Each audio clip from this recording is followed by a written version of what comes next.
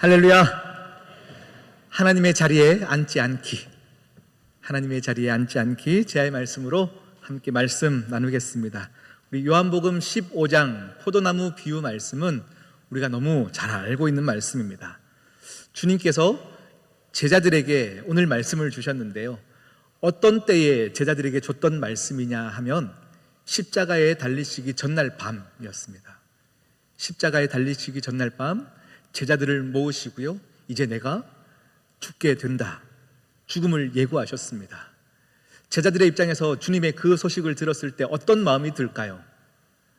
주님, 절대 안 됩니다. 절대 죽게 우리가 둘 수 없습니다.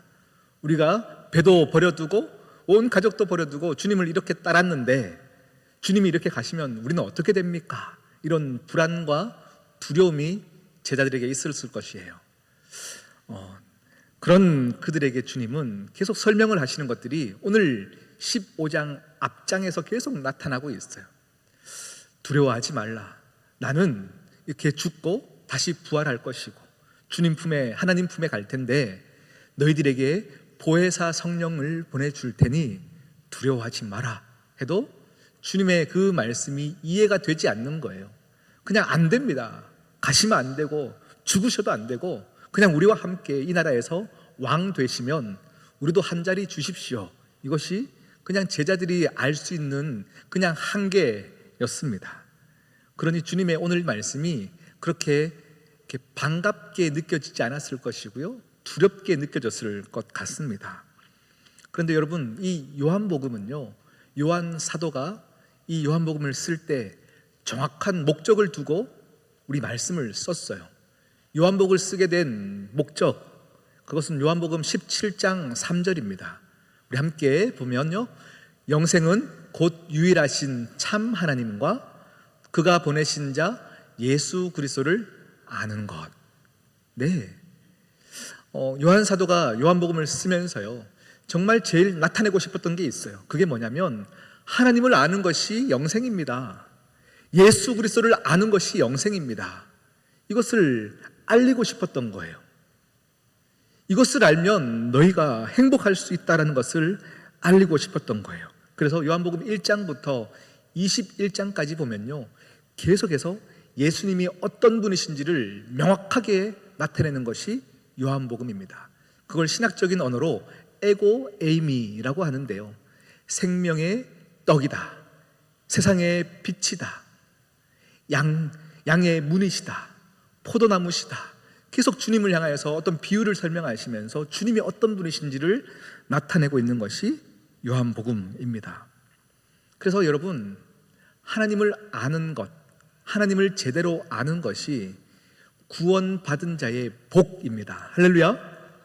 하나님이 내게 어떤 분이신지를 아는 것이 우리에게 정말 중요합니다. 그래서 믿음은 알아가는 것, 이렇게 정의를 하고 싶어요. 믿음은 알아가는 것. 제가 얼마 전 설교 때 그런 얘기를 드렸어요. 믿음은 절대 물려줄 수 있는 것이 아니다 라고 말씀을 한번 드렸어요. 부모가 신앙이 좋다 해서 자녀가 그 신앙이 자동적으로 신앙이 좋아지는 것이 아니더라라는 겁니다. 믿음은 절대 유전되지 않습니다. 믿음은 교육해야 되는 것입니다. 믿음은 가르쳐야 되는 거예요. 믿음은 하나님의 은혜를 경험한 사람이, 하나님을 만난 사람이 내가 만난 하나님은 이런 하나님이다 라고 하면서 가르치고 교육해야 그것이 계속 이어져 가는 것입니다. 여러분, 저도 자녀들을 키우면서요, 자녀들에게 이것을 어떻게 가르칠까를 굉장히 고민하는 사람입니다. 우리 자녀들에게 제가 절대 이렇게 물러서지 아니하고 어떻게든 좀 타협이 없는 부분이 신앙적인 부분에서 한 가지 예를 들면요, 토요 새벽만큼은 절대 새벽 예배를 빠지지 마라, 이 부분이에요. 다른 날은 학교 가니 내가 참는다. 토요일은 너 학교 안 가잖아. 새벽 예배 무조건 나와라. 이 부분을 항상 내가 이렇게 강조를 합니다. 우리 이제 둘째 막내가요, 딸이 금요일 저녁이 되면요, 이제 팽팽한 기싸움을 하기 시작합니다. 아빠 나 이번 주에 너무 이렇게 바빴고 이렇게 힘들었고. 이 말은 뭐죠? 내일 새벽 빼주면 안 돼? 이 말이겠죠. 이런 얘기들을 계속할 때 저는 절대 요동치 않습니다. 그래 힘들었구나. 내일 새벽에 아빠가 일찍 깨워줄게. 이렇게 얘기를 하는 거죠. 그래, 그러면 내일 기도하자. 그럼 하나님이 해결해 주실 거야. 저에게 이렇게 밀당을 할 때마다 제가 흔들리지 않을 때는요, 그다음부터는 새벽에 아빠에게 이것을 요구하는 것은 허사로구나라는 것을 배우게 되는 거죠. 그러면 그때부터는 그냥 새벽에 일어나는 건 거죠. 우리 큰애가 이제 금요일 밤에 늦게까지 막 공부를 할 때가 있어요. 그러면 토요일 새벽에 일찍 일어난 것을 되게 힘들어하는 모습을 보면요, 솔직히 부모된 마음으로는요, 오늘은 그냥 재우고 싶다 할 때가 있어요. 오늘은 그냥 재우고 싶다. 그런데 이때 큰애가 공부했다고 재우고 새벽 예배를 안 가기 시작하면 계속 예민하게 보고 있는 우리 둘째가 뭘 생각하겠습니까? 신앙보다는 공부가 우선이다. 이걸 배우게 되는 건 거죠. 그러니 부모는 신앙적인 부분에서는 절대 타협하지 않는 모습을 보이는 것. 그 믿음은 배우는 것이고 알아가는 것인데, 우리 또한 하나님을 알아가는 것은 계속 배움을 여러분 도전을 하셔야 됩니다. 그리고 자녀들은 부모의 살아가는 모습을 보고 배워가고 신앙을 갖게 되어지는 거예요. 그리고 여러분, 부모됨은 절대 쉬운 것이 아닙니다. 허투루 살 수 없습니다. 내가 신앙 좋다 해서 그냥 내 마음대로 살고 자녀들은 세상의 가치관 가운데 내버려 두면 자녀들은 절대 하나님을 가장 우선적으로 두지 못하게 되어집니다. 그래서 여러분, 제대로 아는 것, 하나님이 어떤 분인지 바르게 아는 것이 구원이다. 이게 영생이다. 하나님이 말씀하고 계십니다. 그리고 요한복음에 두 번째 기록의 목적이 있습니다. 그것이 무엇이냐면 하나님의 자리가 무엇이고 우리가 서 있어야 되는 자리가 무엇인지를 명확하게 구분하는 것이 요한복음의 목적입니다. 하나님의 자리를 분명히 해야 합니다. 또 우리의 자리가, 우리가 서 있어야 되는 자리가 어떤 자리인지 알아야 합니다. 우리 인생의 모든 어려운 부분들은요, 또 죄의 부분들은 하나님의 자리와 나의 자리를 명확하게 구분하지 않는 것에서 다 시작하는 것입니다. 여러분, 여러분의 인생은 여러분의 것입니까? 하나님의 것입니까? 네, 정답은 알고 있어요. 근데 살아갈 때의 마음은 또 그렇지 않더라라는 거죠. 어느 순간에 내 인생이 내 것인 양 착각하고 살아가다 보니 우리가 하나님의 자리에 앉게 되어지는 거예요. 그러니 내 인생인데 말씀이 우리에게 들어올 때 내게 유리한 말씀 같으면 팍 붙잡는 건 거죠. 그리고 조금이라도 불리하거나 불편한 말씀이 있으면 듣지 않게 되는 거죠. 모르는 것처럼 살아가는 것이 우리의 인생이에요. 말씀을 구별하기 시작했고 선택하기 시작하는 것도 우리 인생을 우리가 하나님의 자리에 앉아 있기 때문에 시작된 것입니다. 이뿐만 아니라 우리가 신앙생활할 때 좋은 모습 또한 우리가 하나님의 자리에 앉아서 신앙의 열매들을 맺으려고 하는 모습들이 참 많이 있습니다. 요즘 유튜브에 보면요, 정말 좋은 목사님들의 설교들이 넘쳐나는 시대입니다. 정말로 많은 조회수들이 많은 목사님들 중에 좋은 말씀도 있지만 정말 가슴 아픈 말씀도 있어요. 어떤 말씀이냐면 한국교회를 염려합니다. 한국교회가 정말로 이렇게 가면 안 됩니다. 타락했습니다. 그 목사들은 그렇게 하면 안 됩니다 하면서 그 설교를 들으면요, 우리의 가려운 부분들을 막 긁어주는 느낌들이 들어요. 맞지, 저 목사 잘못됐고 저 교회 잘못됐고. 그 순간 우리는 어떤 게 생기냐면 선악을 판단하고 구분하고 비교하고 그런 마음들이 우리에게 생기기 시작하는 거예요. 하나님이 우리를 창조하실 때는 선과 악을 구분하는 것을 우리에게 주시지 않았습니다. 창조하실 때는 하나님과 누리게 하기 위해서, 하나님과 교제를 나누기 위해서, 하나님과 함께 머물러 있게 하기 위해서 창조하셨어요. 절대 금했던 것은 선악을 알게 하는 나무였는데 우리가 불순종하고 죄가 들어오면서 우리는 선과 악을 나누게 됐고 판단하기 시작했습니다. 그러니 신앙생활할 때요, 우리는 신앙의 좋은 모습을 나타내기 위해서 누군가를 판단하고요, 저 교회는 저렇게 가면 안 되고 이렇게 살아야 돼 라고 하면 내가 신앙이 좋게 보이는 거죠. 내가 제대로 사는 것처럼 보이기 위해서 우리는 선과 악을 구분하고 우리가 판단하는 그 기준에 서 있게 되는 것조차도 하나님의 자리에 앉아 있는 거예요. 여러분, 사무엘 선지자가 살았던 그때는요, 하나님의 음성이 잘 들리지 않았던 시대, 영적으로 어두웠던 시대입니다. 그때의 제사장은 엘리 제사장이었습니다. 엘리 제사장은 그의 부를 축적하고 자녀에게도 믿음의 계승을 아름답게 하지 못했고 누가 봐도 하나님의 음성을 듣지 못했던 제사장 엘리 제사장입니다.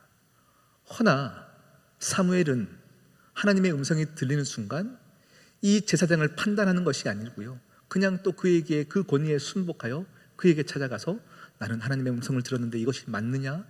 이렇게 살아가면 되느냐? 또 묻고 구하며 그 제사장의 권위를 인정하게 되어지는 거죠. 그 제사장이 잘못됐던 것을 판단하는 것조차도 그는 하나님께 맡기는 거예요. 제사장이 정말 잘못하는 것이 있으면 하나님이 하실 일들입니다. 우리 모두가 이 선악을 구분하고 정죄하는 자리, 판단하는 자리에서 내려오는 것이 하나님의 자리에 앉지 않는 유일한 길인 것이죠. 오늘 요한복음 15장 말씀도 동일하게 하나님의 자리와 우리의 자리를 명확하게 구분하기 위해서 하나님 주님께서 말씀을 주십니다. 15장 1절에 보니까 주님이 쭉 설명을 하시는데요, 우리 하나님을 이렇게 비유하는 거예요. 농부이시다. 그리고 우리 주님은 참 포도나무시다. 그리고 우리는 뭐죠? 가지다. 우리는 가지다라고 설명하고 있습니다. 자, 이제 여기서 풀어가는 거예요. 우리는 뭐라고요? 가지입니다. 열매는 어디에 맺힙니까? 가지에 맺힙니다. 가지에 맺혀요. 그리고 그 열매는 누가 맺는 건가요? 나무가 맺는 거죠. 농부가 노력하여서 나무에서 열매가 맺히는데 나무에서 열매가 가지를 통해 맺히는 겁니다. 자, 이게 정리가 되면요, 우리가 기억해야 될 부분이 있습니다. 우리는 가지다. 우리는 가지다. 근데 우리가 평생 우리가 어떤 싸움을 하고 있냐면 자꾸 우리가 열매 맺으려고 하는 거예요. 가지는 열매 맺는 게 아니에요. 가지는 나무에 붙어 있는 거예요. 붙어 있으면 맺히는 게 열매지 가지가 노력해서 열매를 맺는 것이 아니다. 아니다. 할렐루야. 근데 자꾸 우리가 노력해서 가지가 해야 될 일들이 아닌 것에 집중하는 거예요. 오늘 말씀은 명확하게 말하고 있어요. 너희가 내 안에, 내가 너희 안에 거하면 너희는 많은 열매를 맺게 된다라고 말씀하고 있습니다. 그런데 우리가 설교를 통해서 또 여러분들이 대화를 통해서 이런 얘기들을 참 많이 해요. 우리가 얼마나 많은 열매를 맺었는지를 얘기를 하는 거죠. 열매를 많이 맺는가에 대한 질문을 하면 우리가 예배를 얼마나 많이 드렸고 내가 얼마나 봉사를 많이 했고 기도를 많이 했고 이런 걸 얘기하면서 이게 우리 열매인 것처럼 착각하고 살아갑니다. 그런데 오늘 이 포도나무 비유는 우리에게 너 얼마나 열매를 많이 맺었냐를 묻는 것이 아닙니다. 그게 아니라 너 지금 이 순간에도 주님 곁에 붙어 있느냐를 묻고 계시는 거예요. 너 지금 샬롬할 수 없는, 평강할 수 없는 지금의 현재의 자리 가운데 너는 주님께 붙어 있느냐? 이것을 주님이 묻고 계시다라는 겁니다. 제자들이 두려워하고 있었다 했어요. 내일 되면 주님이 죽으시고 십자가에 달리시고 우리 곁을 떠나실 때 그 마음에 어떻게 평강이 있을 수 있습니까? 두려워하고 불안한 그들에게 주님은 오늘 말씀을 주시며 두려워하지 마. 나는 너희 곁을 떠나는 듯 보이지만 보혜사 성령님을 보내줄 테니 너희들은 주님 안에 붙어 있기만 하면 돼. 그러면 염려할 것 없어. 열매가 맺힐 수밖에 없어. 이것을 주님이 말씀하고 계십니다. 근데 우리가 이 말씀을 오해하는 거죠. 어떻게 오해하냐면 내가 열매를 많이 맺어야만 나무에 붙을 수 있다라고 착각하는 거예요. 그러니 자꾸 노력해서 열매를 맺으려고 하는 것입니다. 잘하지 않으면, 열매 맺지 않으면 잘릴 것에 대한 두려움을 주기 위해서 주님이 이 말씀을 주신 것이 아닙니다. 주님은 우리에게 평강을 주시기 위해서 오늘 말씀을 주시는 거예요. 네가 내 안에, 내가 너희 안에 거하면 너희는 열매 맺을 수밖에 없다. 그 평강을 주시기 위해서 말씀을 주시는데요, 주님 곁에만 붙어 있으면, 할렐루야, 주님 곁에만 붙어 있으면 어떤 복을 받는지 주님은 이렇게 선언하십니다. 5절 말씀 보니까요, 5절 보면 그가 내 안에, 내가 그 안에 거하면 그 다음 어떻게 된다고요? 사람이 열매를 많이 맺나니. 주님 안에만 거하면 많이 맺게 되어진다는 거지. 이게 첫 번째 복입니다. 그리고 두 번째 복이 있는데요, 두 번째 복은 7절 말씀입니다. 7절입니다. 너희가 내 안에 거하고 내 말이 너희 안에 거하면 무엇인지 원하는 대로 구하라. 그리하면 이루리라. 하나님이 이 복을 우리에게 주신다는 거예요. 거하기만 하면, 너희가 내 안에만 붙어 있으면 너희는 누리게 된다라는 것을 말씀하고 있습니다. 그리고 세 번째는 11절입니다. 11절 말씀 보면요, 내가 이것을 너희에게 이름은 내 기쁨이 너희 안에 있어서, 그 다음 뭐라고요? 네, 샬롬할 수 없는 그 상태에도 주님 안에만 붙어 있으면 기쁨이 충만케 된다. 이 세 가지 복을 주님께서 지금 선포하시는 거예요. 선포하는 거예요. 자, 이제 오케이, 알겠습니다. 주님, 알겠습니다. 이제 여러분의 삶으로 한번 돌아가 보겠습니다. 나는 주님 안에 붙어 있는 것 같은데 기쁨이 충만하십니까? 나 참 열심히 사는 것 같고 신앙생활도 열심히 하는 것 같은데, 그러면 열매가 맺혀져야 되고 기쁨이 충만해야 되는데 내 인생을 돌아보면 기쁜 것 같지 않은 거죠. 열매가 그렇게 많아 보이지 않는 거죠. 그러면 말씀이 잘못됐거나 내가 주님 곁에 붙어 있지 않는 건가? 이런 생각들을 자연스럽게 하게 되는 거죠. 그런데 여러분, 우리가 우리 인생 가운데 열매가 맺혔냐 맺히지 않았냐, 내 삶엔 열매가 없는 것 같아, 이런 생각들을 할 때는요, 우리가 열매에 대한 오해가 있을 때입니다. 우리가 열매를 어떻게 생각하냐면요, 좋은 것, 그리고 어떤 게 뭔가 성공한 것만, 그리고 자랑할 수 있는 것이 열매라고 생각할 때가 참 많이 있습니다. 그러니 내 인생 가운데 자랑할 것이 없으면 주님 곁에 붙어 있는데 왜 나에게는 열매가 없습니까? 이렇게 얘기할 때가 있는 것이죠. 그런데 여러분, 열매는 그런 것이 아닙니다.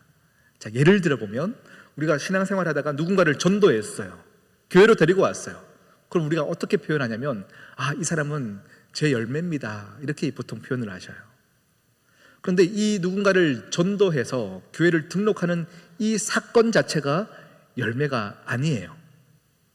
이게 열매가 아니라 내가 하나님을 믿기 때문에 누군가를 복음을 전하고 교회로 데려오기로 작정할 때 오는 그 마음의 부담감, 그리고 전도하기 위해서는 한 번 더 찾아가야 되죠. 한 번 더 밥 사 먹여야 되죠. 이런 내 삶의 불편함, 이런 것이 열매의 시작이다라는 것이죠. 다시 말하면 예수 그리스도를 믿기 때문에 찾아오는 두려움과 불안과 아픔과 참아내야 함과 이런 것들이 우리 주님 앞에 붙어 있을 때 나타나는 열매의 시작이다라고 말씀하고 있는 것입니다. 여러분, 소망이라는 열매도 우리가 정말 하나님의 나라를 꿈꾸며 소망할 때 이 소망도 한순간에 맺히는 것이 절대 아니에요. 로마서 5장에 보면 이렇게 말씀하고 있습니다. 로마서 5장에 또한 그로 말미암아 우리가 믿음으로 서 있는 이 은혜에 들어감을 얻었으며 하나님의 영광을 바라보고 즐거워한대요. 근데 그 다음 보면요, 다만 이뿐 아니라 우리가 환난 중에서 즐거워하나니 이는 환난은 인내를, 인내는 연단을, 연단은 소망을 이루는 줄 압니다. 소망이라는 열매는요, 그냥 한순간에 턱 주어지는 게 아니에요. 처음에 이 소망이라는 열매를 얻기 전에 하나님, 왜 나는 하나님 믿는데 이렇게 어렵습니까? 왜 환난이 찾아옵니까? 이 순간부터 하나님의 열매는 시작된다라는 거예요. 이 환난이 우리를 인내의 자리로 인도하고, 이 인내의 자리, 연단의 자리로 인도하고, 연단이 인내를 만들어내고, 이 인내가 결국은 우리를 소망의 열매를 맺게 하더라. 다시 말씀으로 돌아가면요, 여러분, 예수님께서 지금 제자들에게 포도나무 비유를 설명하십니다. 제자들은 전혀 무슨 말인지 알아듣지 못하고 있어요. 무슨 말인지 모르겠어요. 보혜사 성령님이 우리에게 함께하는 것은 뭔지도 몰라요. 그러니 그들은 내가 열매 맺어야겠다를 생각하겠습니까? 내가 전도해야 되겠다, 내 노력으로 열매를 맺어가려고 하지 않습니다. 무슨 말이지? 멍하게 있는 상태죠. 그런 그들이 주님은 떠나신 후에 그들만 남았을 때 그들은 두려움 때문에, 아픔 때문에, 불안함 때문에 그 다음 무엇을 했습니까?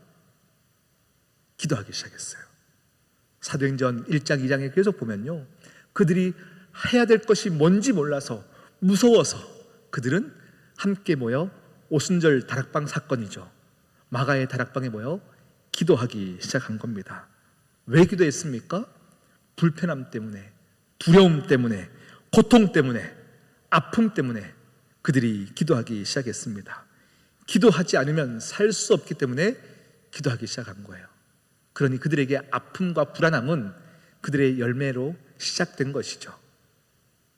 그것 때문에 기도하기 시작하는 것입니다. 예수 그리스도께 붙어 있으면요, 우리 인생이 마냥 부유해지거나 행복해지는 것이 바로 주어지는 열매가 아니에요. 예수 그리스도를 믿기 때문에 찾아오는 불편함이 있어요. 참아내야 함이 있어요. 그런데 그것 때문에 그 자리를 인내할 때에 우리의 삶은 하나님께서 맺어가는 풍성한 열매를 맺혀지게 된다를 말씀하는 것이지, 열매를 맺어라 말하는 게 아니더라라는 겁니다. 이게 제자들의 삶입니다. 이게 여러분의 삶입니다. 제자들이 다락방에 모여서 뭘 기도했을까요? 하나님, 우리 부유하게 해주세요. 우리 성공하게 해주세요. 잘 살게 해주세요. 이걸 기도했을까요? 그렇지 않아요. 정말로 열매가 맺혀지기 시작할 때 그때 그들의 기도는 그냥 하나님 없으면 살 수 없습니다. 하나님 도와주셔야 살 수 있습니다. 매달리는 기도죠. 이게 붙어있는 기도예요. 가지가 나무에게 붙어있기를 갈망하며 하는 기도, 그 기도 가운데 하나님은 기뻐하시며 그들의 삶 가운데 열매를 맺게 하십니다. 그 기도 가운데 사람들이 바뀌기 시작하는 거예요. 이 기도 전에는 내가 혹 죽을까봐 주님을 부인했던 그들이 이 기도 가운데 성령의 체험을 하고 나서는 그 다음 어떻게 변화됩니까? 죽을 위기가 있어도, 내가 지금 이 자리에서 설교하면 당장 감옥에 가고 칼이 내 목에 들어오는 상황 속에서도 담대하게 말씀을 전하는 자로 바뀌게 되어졌어요. 이게 내 노력으로 한 것이 아니죠. 기도했더니 담대함을 주시고 열매 맺게 하신 거죠. 그러니 설교할 때마다 5,000명씩 3,000명씩 회심하게 되어지고 하나님께로 인도함 받는 그런 귀한 설교가가 되어지는 것이 베드로의 삶 아니겠습니까? 저도 배씨입니다. 죄송합니다. 여러분, 우리는 열매 맺는 것에 관심 갖는 자들이 아닙니다. 이 제자들의 이 기도하는 모습으로 시작되어서 초대교회가 시작되었죠. 서로 사랑하라, 이 계명은 복받기 위해서 계명을 지켜갔던 것이 아니에요. 하나님의 감격이 너무 커서, 하나님의 은혜가 너무 커서 내 옆에 있는 사람도 하나님처럼 대접하는 건 거죠. 그렇게 섬겨가는 것이죠. 그러니 누군가를 섬기는 것이 내 의로 하는 것이 아니에요. 내가 열심히 열매를 맺기 위해서 살아가는 게 아닙니다. 그래서 우리는 열매를 인위적으로 만들어낼 수 없습니다. 내가 만들어내는 것이 아닙니다. 그러니 여러분, 오늘 말씀을 절대 오해해서 주님 곁에 붙어 있으면 좋지만 어떨 때는 붙어 있고 또 필요하면 붙어 있고, 그리고 어떨 때는 불편하니까 잠시 떨어져 있고, 우리의 본성은 어떠냐면 항상 주님과 멀어진 삶을 즐기고 싶은 본성이 우리 안에 있어요. 그러니 오늘 말씀은 열매 맺지 못하면 너는 불사를 거야, 두려움을 주는 말씀이 아니라 주님 곁에 붙어 있는 것 말고는 네가 살 길이 없다. 그러니 너는 주님 곁에 붙어 있어라, 이 말씀입니다.